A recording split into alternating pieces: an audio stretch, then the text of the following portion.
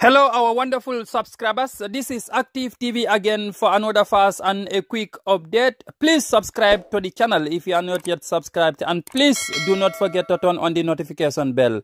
Follow us on Instagram, acctive.tv. We are also on Facebook, ACTIVE Space TV. Gambia Mansakunda. Wallahi billahi tallahi Gambia Mansakunda mantara. Fakon lekeka mantara fenkeka. Ndalenga. Muna ya sabunko Gambia Mansakunda mantara fenne keka yefonyo kamolu nene yefonyo diamu kensa wala. Let the people get to work. That is what is important. Could you imagine kabirin somonda birikama jamesa jam molle ben kolka iko mole be ya mi ye corona soto ye 1025 kumandile o foy bata 1025 ye kumandi foy bata kabirin kone be kumandila e buka telephone ka kumale ti 1025 yen ko gis 1025 ñu ci number fayna ñu mo ci number mu ngi fe 1025 ci number fayna. The Gambia government is doing nada to fight against coronavirus in the Gambia, says journalist Pamodi Bojang Badingolo Pamodi Bojang Atelebala Mimbe Caring live program Moto Kotake on Facebook, on his official Facebook page. Pamodi Bojang says the Gambia government, the Barrow administration is doing nothing to fight against coronavirus in the Gambia.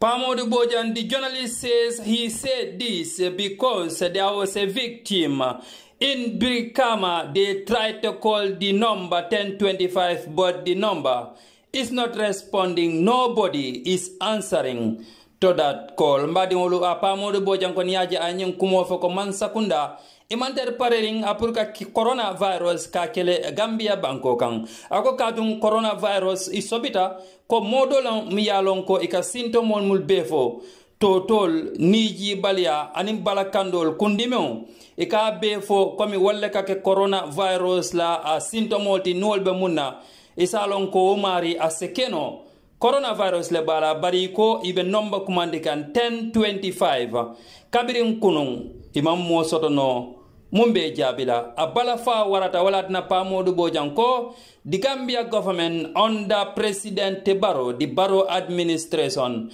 is doing nada to fight against coronavirus in the Gambia.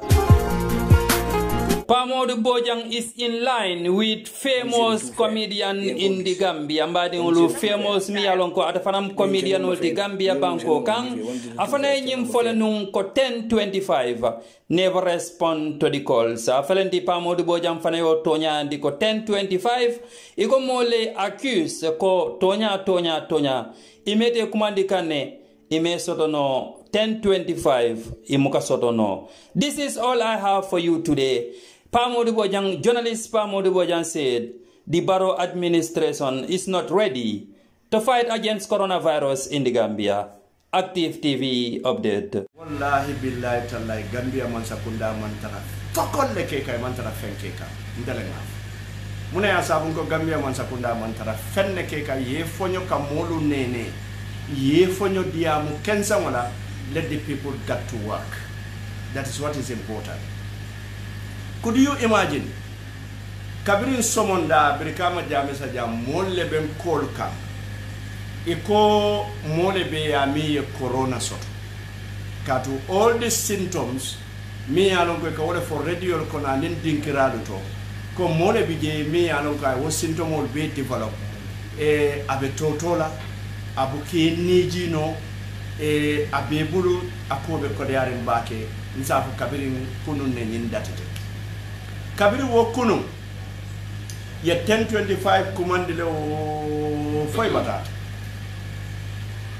1025 ye kumandi foy bata kabirin kunu be kumandila e buka telephone ka kumale ti fiber sai e jakalte male be menkela e natante kumandi atarante bitaka kombo biri yen kumandi ko nya pa jakaltale bi fango ko laftale kana ka dunna programme kono andombe invite la ne niya jembe nyinkela pour docteur Samate ni la modu docteur o pour Mambour Ndiaye ngamoy be l'hôpital no to be duale fo sekende ay yenana ya fo nye yenna ko do dum mundo je ndafa nganyo na en telephone o nga 1025 call ngani lu call phone call la mo banta na patient tat bar nyaala ba mo ne natake nga 1025 moye danka ko nye hello alhamdulillah rabbil alamin nga ko atolu kabirin kuno mol ba atolu ko la corona be mol la so kono suspect bari doctor o le nyanda fara nyum corona tib nyum manke corona bari doctor o ya fonyele ko ni ka toto baake e balo kandita ila ni jio koliata e ko senyel la ko corona lambe so walla is a suspect Sign the one another 1025 call, bring all call can no ayaga kwenye hello guy hello. Nadia Mudankai ko Intelong journalist Pamodu Boja, kwenye yes, Pamodu, everybody knows you. Okay, that's right. Ngai ko nga corona suspect le soto in Brikama Jamisa. Kabirin kune bal call la 1025 bukal soto. Akonye malo muneketa de and the number fulalebe allocating for 1025. Ndebe doto nyindombe doto bari nim mol wolbe diamu kan nga okay asa kenyin tilifulo be kono kabirin kuno e bal kol kan ne bari al nim mol la diamo wala ya sabal man nyin kol so dan ko ando niya tara wolda male ya fonyen sa ko to nyalem e be kamon la kan ko bari ndefa ngal kol le 30 minutes the 31st to 32nd minutes wo wato la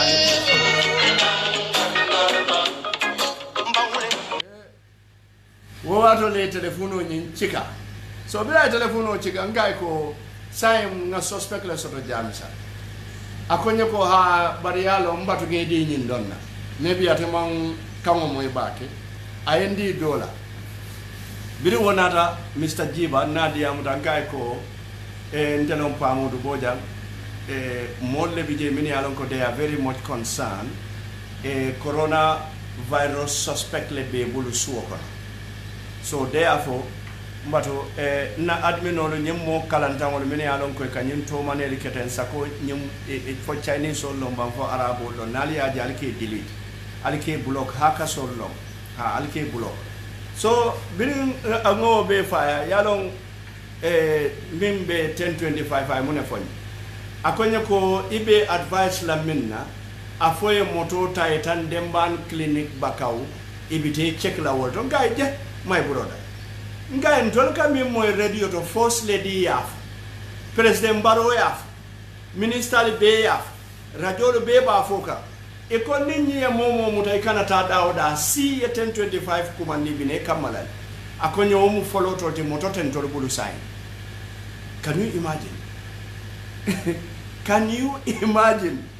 Je million tan nata dollar o kabona UN credit facility nata 1 billion. Je 100 million 500 million ekonye moto lesa but saying corona be mol la suo kono me samano quarantine na de bari quarantine me problème o wallahi billahi kany men for tay nte fangale ni witness modo ma witness and you know what nga recording kele but what recording tumando bi je suto lembe nyimpile la what recording because nga for official o ni rekonde I'm a journalist it you are at the reception.